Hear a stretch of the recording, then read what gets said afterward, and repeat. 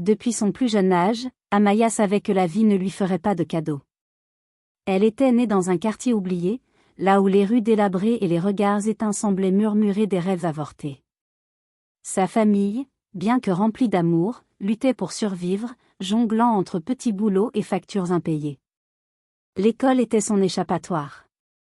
Là, entre les pages des livres usés et les formules tracées à la craie, elle se découvrit une soif insatiable de savoir. Mais le chemin était semé d'embûches. On lui répétait souvent que la science n'était pas faite pour les gens comme elle, que ses ambitions étaient irréalistes. Pourtant, Amaya ne se laissa pas abattre. Grâce à son acharnement, elle décrocha une bourse qui lui permit d'intégrer une université prestigieuse.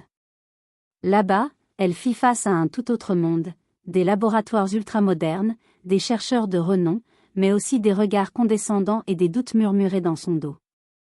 Elle travailla sans relâche, repoussant ses limites. Ses recherches portaient sur une maladie incurable, celle qui avait emporté sa mère trop tôt. Elle passait ses nuits à analyser, à tester, à recommencer. Et un jour, après des années d'efforts, la découverte arriva. Une avancée révolutionnaire, un traitement capable de changer des millions de vies.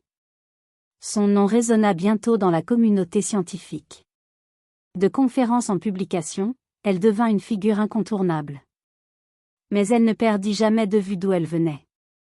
Elle investit dans des programmes pour aider les jeunes issus de milieux défavorisés à accéder aux études, créant des bourses, des centres de recherche ouverts à tous. Le jour où elle reçut l'un des prix scientifiques les plus prestigieux, elle se tenait sur scène, le regard tourné vers le public. Elle n'était plus la petite fille à qui l'on disait que la science n'était pas faite pour elle. Elle était la preuve vivante que le savoir ne connaît ni frontières ni destinée tracée d'avance. Et tandis qu'elle prononçait son discours, quelque part, une autre enfant dans un coin oublié du monde levait les yeux vers l'avenir avec un espoir nouveau.